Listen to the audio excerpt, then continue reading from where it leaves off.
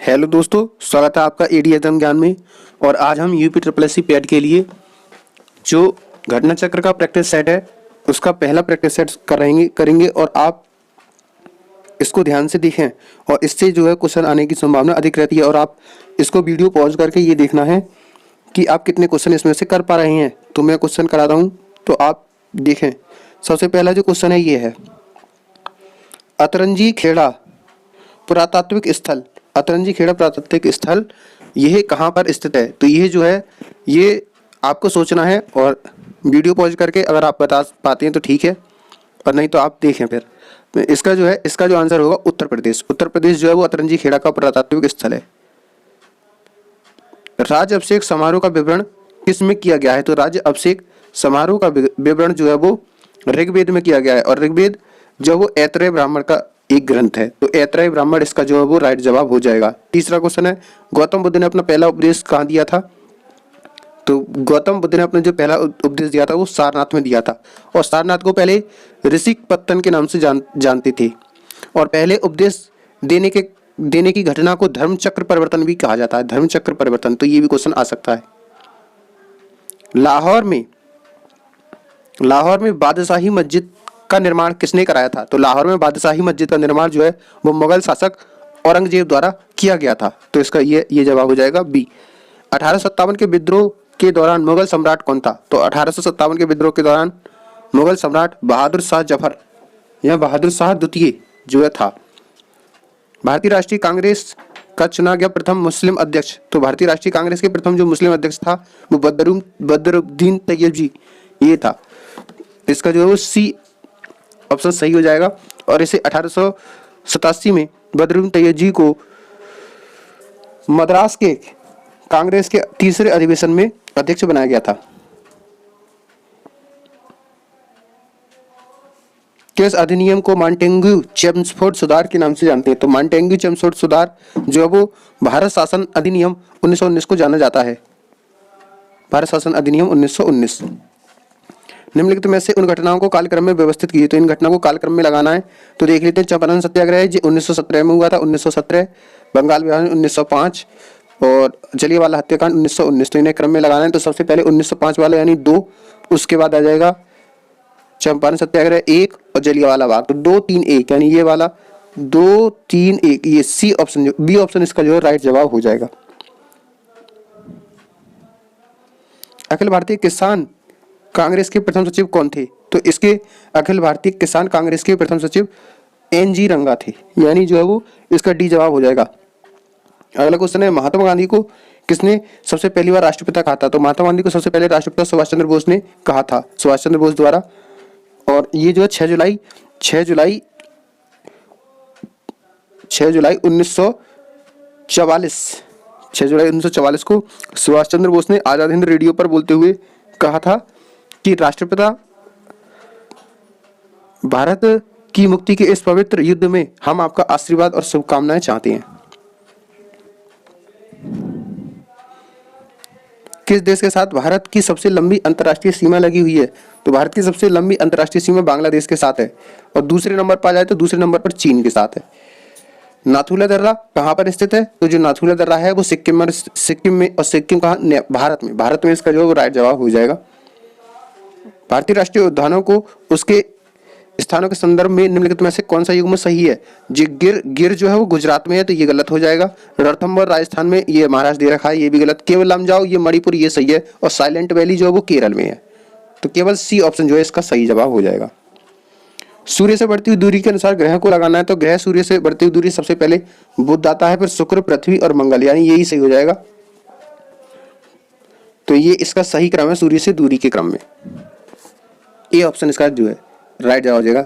19 east ridge कहां पर स्थित है। तो 19 ईस्ट रिज जो है वो 19 ईस्ट रिज हिंद महासागर में स्थित है। A option ji, C option जो है वो इसका राइट जवाब हो जाएगा। राइट जवाब सी ऑप्शन।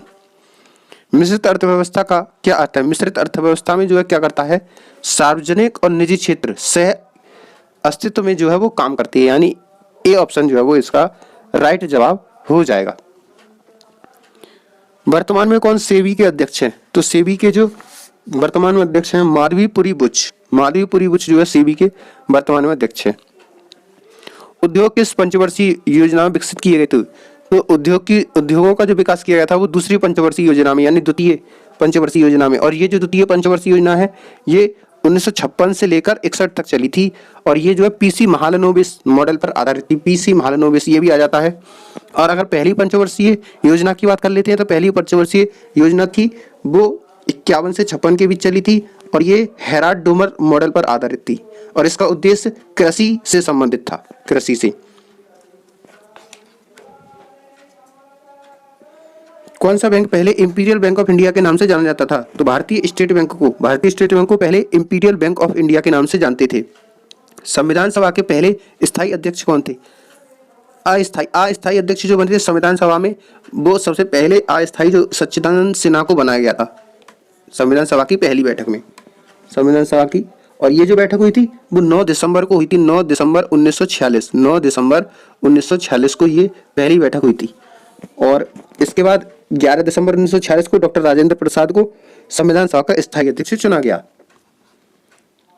भारतीय संविधान में से किस भाग में मौलिक अधिकारों का वर्णन है? तो संविधान के भाग 3 में अनुच्छेद 12 से लेकर 35 तक मौलिक अधिकार का जो है वो वर्णन किया गया है। और मौलिक अधिकार को अगर पूछ लेता है कहां से लिया गया है तो मौलिक अधिकार को अमेरिका के संविधान से लिया गया है।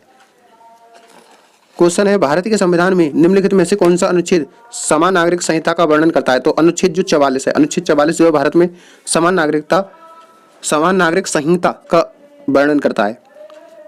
भारत के वित्त आयोग की नियुक्ति कौन करता है? तो अनुच्छेद 280 में जो है वो इसका वर्णन है।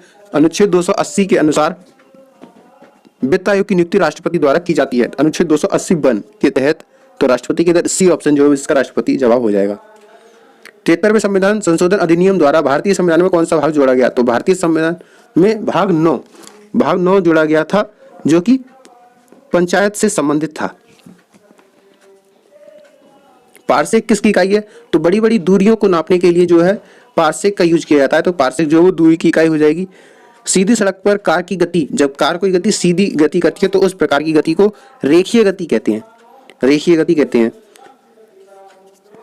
एक तत्व के समस्थानिकों में होती है सभी भौतिक गुण समान नहीं, ये गलत हो जाएगा। विभिन्न रासायनिक गुण, ये भी गलत है। न्यूट्रॉनों की संख्या भिन्न भिन्न होती है, ये ठीक हो जाएगा। भिन्न भिन्न परमाणु संख्या, ये भी गलत। तो इसका जो है वो 28 का जो है वो सी जवाब सही हो जाएगा। देख लेते हैं आगे। निम्नलिखित में से किसको आनुवंशिकता का जनक माना जाता है? आनुवंशिकता का जनक है वो ग्रेगर जॉर्ज मेंडल थे और इन्होंने जो अपने पौधे मटर के पौधे पर इन्होंने प्रयोग किया था जिस कारण इन्हें आनुवंशिकता का जनक कहा जाता है। किस रुधिर समूह को सर्वग्राही कहा जाता है? तो ओ बी पॉजिटिव सर्वग्राही वो ए बी को कहा जाता है। ए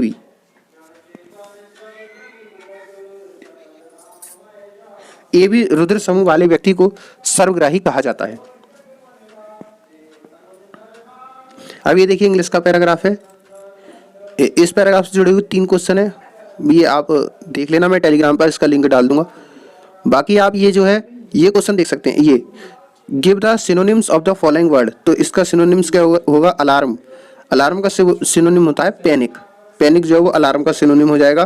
कंप्लीट जो है वो है इसका अपोजिट पूछा है, एंटोनियम विपरीत अर्थ। तो कंप्लीट प्लेंटीफुल मानी पर्याप्त होता है और बल्कि मानी भी पर्याप्त, वैकेंट मानी खाली और पार्शियल मानी अधूरा। तो कंप्लीट का अधूरा हो जाएगा यानी पार्शियल। बी ऑप्शन जो है वो इसका राइट जवाब हो जाएगा, कंप्लीट का पार्शियल।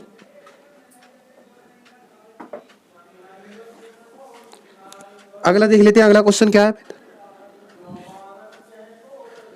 ये रीजनिंग के आ गए हैं। अब प्रफुल्लित का उदास है तो शांत करना का क्या हो जाएगा? शांत करना का हो जाएगा निराकर करना, राहत देना, धीरे करना, भड़काना। तो इसका उल्टा जो है भड़काना हो जाएगा यानी डी ऑप्शन जो है इसका राइट जवाब हो जाएगा। अच्छा अगले देख लेते हैं, अगला रीजनिंग का क्या क्वेश्चन है इसमें। अरे इसमें थोड़ा चलो क्लियर नहीं है इसमें, चलो यहां से देखते हैं। 4 शब्द दिए गए हैं जिनमें से 3 किसी न किसी तरह समान है और 1 असमान है। तो त्वचा विज्ञान, वृक्क विज्ञान, हृदय विज्ञान है, कवक विज्ञान। तो ये शरीर से संबंधित है जबकि ये जीवों से संबंधित है यानी इसका जो है वो डी सही हो जाएगा।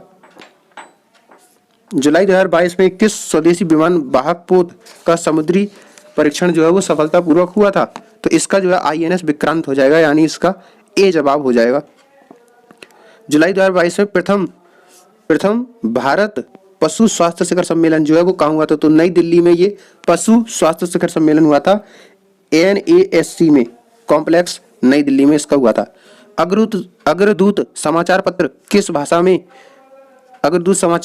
भाषा में प्रकाशित किया जाता है? तो ये असमिया भाषा का ये जो है वो समाचार पत्र है। अगला है, जुलाई 2022 में रक्षा मंत्रालय ने निजी क्षेत्र के 3 बैंकों को स्वदेशी खरीद में वित्त सेवा प्रदान करने की मंजूरी प्रदान की है। विकल्प में कौन सा बैंक इन 3 बैंकों में नहीं आता है? HDFC bank, axis bank, ICICI bank या कोटक महिंद्रा बैंक? तो कोटक महिंद्रा बैंक इस ग्रुप में नहीं आता है, बाकी तीनों बैंक आते हैं। जुलाई 2022 में कौन महाराष्ट्र विधानसभा के नए अध्यक्ष बने? तो महाराष्ट्र विधानसभा के जो नए अध्यक्ष बने हैं वो राहुल नार्वेकर महाराष्ट्र विधानसभा के नए अध्यक्ष बने हैं। देख लेते हैं अगला क्वेश्चन क्या है।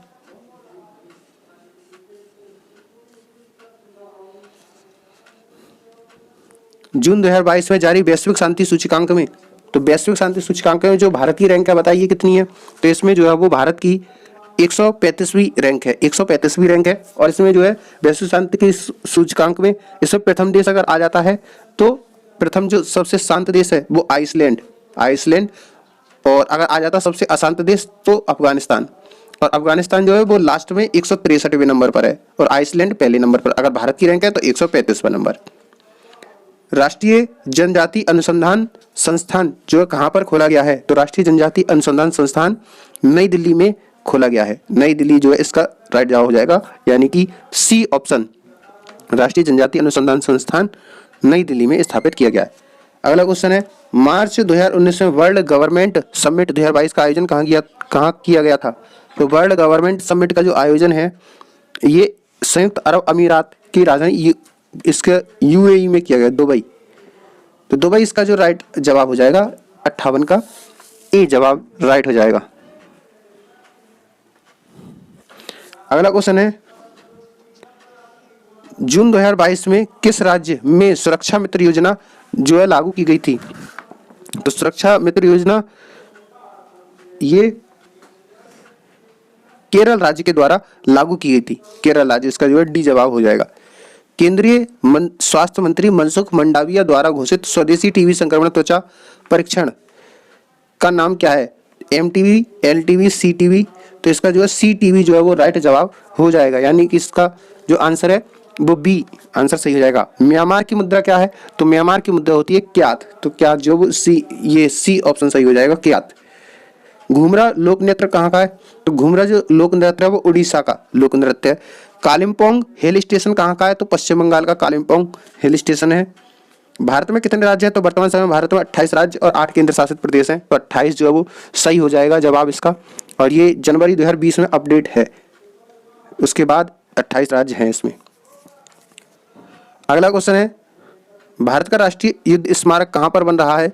तो राष्ट्रीय युद्ध स्मारक जो है वो नई दिल्ली में बनाया जा रहा है, राष्ट्रीय युद्ध स्मारक, और इसकी जो आधारशिला रखी थी वो नरेंद्र मोदी ने 25 फरवरी 2019 को रखी थी। अगला है, सार्क का मुख्यालय कहाँ है? तो सार्क का जो मुख्यालय है वो नेपाल की राजधानी काठमांडू में जो वो है सार्क का मुख्यालय है। सार्क में देखिए इसकी जो स्थापना हुई थी वो 8 दिसंबर 1985 को हुई थी, और इसमें 8 देश हैं, बांग्लादेश, भूटान, भारत, मालदीव, नेपाल, पाकिस्तान, श्रीलंका और अफगानिस्तान, ये जो है वो 8 देश हैं। जुलाई 2022 में फेमिना मिस इंडिया 2022 का खिताब किसने जीता? तो सिन्नी सेठी ने फेमिना मिस इंडिया का जो खिताब है वो जीता था, सिन्नी सेठी। और इसमें जो प्रथम जो रनर अप रही थी, यानी दूसरे नंबर पर जो आई थी वो रूबल शेखावत राजस्थान की, और तीसरे नंबर पर सिनाता चौहान, ये यूपी की थी। तो ये क्वेश्चन आ सकता है यूपी वाला। अंतर्राष्ट्रीय उष्णकटिबंधीय दिवस कब मनाया जाता है? उष्णकटिबंधीय दिवस जो 29 जून के लिए मनाया जाता है, अंतर्राष्ट्रीय उष्णकटिबंधीय दिवस।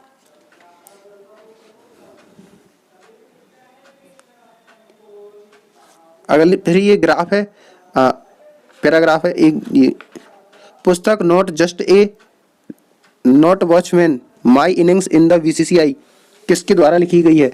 ये जो पुस्तक है ये विनोद राय की ये पुस्तक है, विनोद राय। जून 2022 में कौन सा टेनिस खिलाड़ी सभी चारों ग्रैंड स्लैम 80 या उससे अधिक मैच जीतने वाला पहला पुरुष खिलाड़ी बना है? तो नोवाक जोकोविच, जो वो सभी ग्रैंड स्लैम जीतने वाले पहले खिलाड़ी बने हैं। अब ये है, मैं इसको पढ़ देता हूँ जल्दी से। आदिम आर्य घुमक्कड़ यहाँ से वहाँ घूमते रहते थे, वे घूमते और भटकते तथा वे भारत पहुँचते। यदि घुमक्कड़ी का बाना उन्होंने ना धारण किया होता तो वे एक स्थान पर ही रहते, तो आज तक भारत में उनके वंशज न होते। भगवान बुद्ध घुमक्कड़ थे, भगवान महावीर घुमक्कड़ थे। वर्षा ऋतु के कुछ महीनों को छोड़कर एक स्थान में रहना बुद्ध के बस का नहीं था। 35 वर्ष की आयु में उन्होंने बुद्धत्व को प्राप्त किया। 35 वर्ष से 80 वर्ष की आयु तक, जब तक उनकी मृत्यु हुई 45 वर्ष तक वे निरंतर घूमते ही रहे। अपने आप को समाज सेवा धर्म प्रचार में लगाए रहे। अपने शिष्यों से उन्होंने कहा था कि चरत भिक्खे चरका, हे भिक्षुओं घुमक्कड़ी करो। यद्यपि बुद्ध कभी भारत के बाहर नहीं गए, किंतु उनके शिष्यों ने उनके वचनों को सिर आंखों पर लिया और पूर्व में जापान, उत्तर में मंगोलिया, पश्चिम में मकदूनिया और दक्षिण में बाली द्वीप तक धावा मारा। श्रवण महावीर ने स्वच्छंद विचरण के लिए अपने वस्त्रों तक का त्याग कर दिया, दिशाओं को उन्होंने अपना अंबर बना लिया। वैशाली में जन्म लिया, पावा में शरीर त्यागा। जीवन पर्यंत घूमते रहे, मानव के लिए, कल्याण के लिए, मानवों के राह का प्रदर्शन। और शंकराचार्य 12 वर्ष की अवस्था में संन्यास लेकर भी केरल, कभी मिथिला, कभी कश्मीर और कभी बद्रिकाश्रम में घूमते रहे। कन्याकुमारी से लेकर हिमालय तक समस्त भारत अपना कर्म क्षेत्र बनाया। सांस्कृतिक एकता के लिए, समन्वय के लिए, श्रुति धर्म की रक्षा के लिए शंकराचार्य के प्रयत्नों से ही वैदिक धर्म का उत्थान हो सका। तो ये हमने पढ़ लिया पैराग्राफ। इससे जुड़े हुए क्वेश्चन। घुमक्कड़ में कौन सा प्रत्यय लगा है? तो घुमक्कड़ में अक्कड़ प्रत्यय। महावीर स्वामी का जन्म कहाँ हुआ था? तो हमने अभी पढ़ा था वैशाली में जो है महावीर स्वामी का जन्म हुआ था। स्वच्छंद में किस प्रकार की संधि है? तो स्वच्छंद में सु प्लस अच यानी कि व्यंजन संधि इसमें है। 73 वाले का जो हो जाएगा वो व्यंजन संधि हो जाएगी। स्व प्लस छंद जो है इस प्रकार व्यंजन संधि हो जाएगी। 74 क्वेश्चन है, महात्मा बुद्ध ने बुद्धत्व कब प्राप्त किया था? तो अभी हमने पढ़ा था 35 वर्ष की आयु में इन्होंने बुद्धत्व को प्राप्त किया था। श्रुति धर्म का अर्थ क्या है? तो श्रुति धर्म जो है वो वैदिक धर्म से संबंधित है। ये इसमें देखिए ये लिखा है श्रुति धर्म, सब कुछ इसी में होता है, आपको देखना पड़ता है। देखिए श्रुति धर्म की रक्षा के लिए शंकराचार्य ने प्रयत्न किए और ये वैदिक धर्म का उत्थान हो सका। तो श्रुति धर्म वैदिक धर्म से संबंधित है, सब कुछ इसी में होता है। आपको ये पैराग्राफ बहुत आसान होता है। देखिए दूसरा पैराग्राफ क्या है, मानव इतिहास में हजारों साल तक शून्य का कहीं से कहीं तक अता पता नहीं था। शून्य की अवधारणा भी आ गई थी, तब भी काफी समय तक मानव ने इसे संख्या नहीं समझा। यह बात तो तय थी कि शून्य की प्रकृति प्रदत्त नहीं है। हमने शून्य का आविष्कार अपनी सुविधा के लिए किया है। मनुष्यों ने शून्य की अवधारणा को न केवल समझा बल्कि उसकी सहायता से कई स्वचालित उपकरणों का भी आविष्कार कर लिया। शून्य से ही समय समय में मूर्त विचार किया और एक वास्तविकता है, और ये सीखना सबसे मुश्किल है कि शून्य एक से छोटा है। सबसे पहले भारत ने कुछ भी नहीं को दर्शाने के लिए शून्य को एक स्वतंत्र संख्या के रूप में मान्यता दी। अगर हम शून्य को 1, 2, 3 जैसी संख्याओं की तरह अमूर्त चीजों से संबंधित कर पाते हैं तो शायद शून्य को समझना आसान नहीं होता। ये दूसरा पैराग्राफ है, इससे जुड़े क्वेश्चन देख लेते हैं। शून्य के बारे में कौन सा वाक्य सत्य है? शून्य प्रकृति प्रदत्त है, शून्य मानव जनित आविष्कार है, शून्य की गणना मानव ही कर सकते हैं, शून्य मूर्त अवधारणा है। तो शून्य मानव जनित आविष्कार है, यानी इसका जो है 76 का बी हो जाएगा सही, बी जवाब सही हो जाएगा। संख्याओं के संदर्भ में कौन सी अवधारणा समझी जानी चाहिए? शून्य सबसे बड़ी संख्या है, शून्य 1 से बड़ा है, शून्य 1 से छोटा है, शून्य जोड़ा जा सकता है। तो इसमें शून्य 1 से छोटा है। देखिए मैं दिखाता हूं इसमें कहां लिखा है। देखिए ये लिखा है शून्य 1 से छोटा है। सब कुछ लाइन इसी में होती है, आपको देखना पड़ता है। विश्व में किसने सबसे पहले शून्य को खोजा? तो भारतवासियों ने। देखिए इसमें अभी हमने पढ़ा था भारतवासियों ने सबसे पहले शून्य को खोजा था। शून्य एक ही समय में एक अमूर्त विचार और एक वास्तविकता है। इसका आशय क्या है? इसका आशय है कि यह दिखाई नहीं देता परंतु इसका अस्तित्व है, यानी इसका ए जवाब जो है वो सही हो जाएगा। शून्य की अवधारणा आने पर मनुष्य इसे बहुत समय तक संख्या क्यों नहीं समझा? क्यों इसके लिए जो मनुष्य ने संख्या नहीं समझा? क्योंकि मूर्त चीजों से शून्य की संबद्धता नहीं थी, यानी इसका ए जवाब सही हो जाएगा। बाकी इस वीडियो में इतना ही। आगे देखिए इसके ग्राफ के क्वेश्चन है, तो ये ग्राफ के क्वेश्चन हम बाद में कराते हैं। तो अभी हम हर सेट के हम जीके के और हिंदी का पूरा 80 क्वेश्चन हर एक सेट के करा देंगे, जिससे हो सकता है जीके के आपके पेपर में क्वेश्चन फंस जाए। तो प्लीज चैनल को सब्सक्राइब करें।